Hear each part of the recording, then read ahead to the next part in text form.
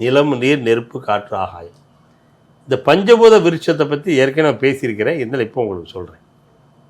அதாவது ஆகாய மார்க்க உள்ள தத்துவத்திற்கு அரச மரம், காற்று உள்ள தத்துவத்துக்கு வாத நாராயண மரம். வாத நாராயண மரம் மரம் இது காற்று தத்துவம்.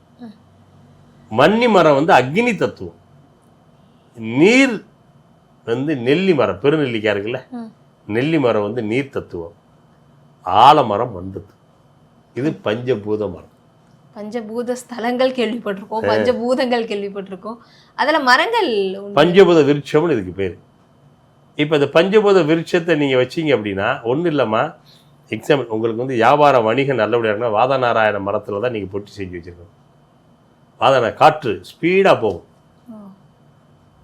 வாதநாராயண மரம். ஆமாம், அந்த அந்த ரேக்கு அதை சீக்கிரம் இதாகிடும், மாற்றிக்கலாம். வாதநாராயண மரம் சரிங்களா.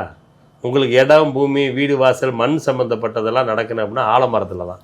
ஆலமரம் வச்சு ஆலமரத்தை வச்சுக்கணும். பணங்காசு செல்வம் வரணும்னா நெல்லி மரம் சரிங்களா. அக்னி மரம், வன்னி மரம் வந்து பார்த்திங்கன்னா அக்னி ரொம்ப சத்துருக்கள், எதிரிகள் இந்த மாதிரிலாம் இருக்குது பார்த்தீங்களா. இப்போ போலீஸ் டிபார்ட்மெண்ட்டு, கோர்ட்டு, கேஸு, வில்லங்க விவகாரங்கள் இந்த மாதிரிலாம் எதிர்மறையெல்லாம் இருந்துச்சு அப்படின்னா அதெல்லாம் நிவர்த்தி பண்ணணும்னா வன்னி மரம். இதை நீங்கள் பயன்படுத்தணும். அப்போ வன்னி, அதனால தான் சொல்லுவாங்க வன்னி இலையால் சாமிக்கு அர்ச்சனை பண்ணணும். இப்போ ஒருத்தர் கடன் பிரச்சனை, எதிரி பிரச்சனை, கோர்ட்டு கேஸு, வில்லங்க விவகாரங்கள் அப்படி நிறைய ஒருத்தருக்கு இருக்குன்னு வச்சுங்களேன், வன்னி இலையை எடுத்து அதை கொண்டு போய் சாமிக்கு அர்ச்சனை பண்ணனா அவனுக்கு உடனடியாக தீர்வு கிடைக்கும். பிரச்சனைக்கு ஒரு தீர்வு. வன்னி இலைக்கு, வில்வ இலையை மட்டும் அர்ச்சனை பண்ணுறீங்களே, வன்னி இலையை வச்சு அர்ச்சனை பண்ணி பாருங்கள், உங்களுக்கு உடனடியாக ரிசல்ட் உண்டு.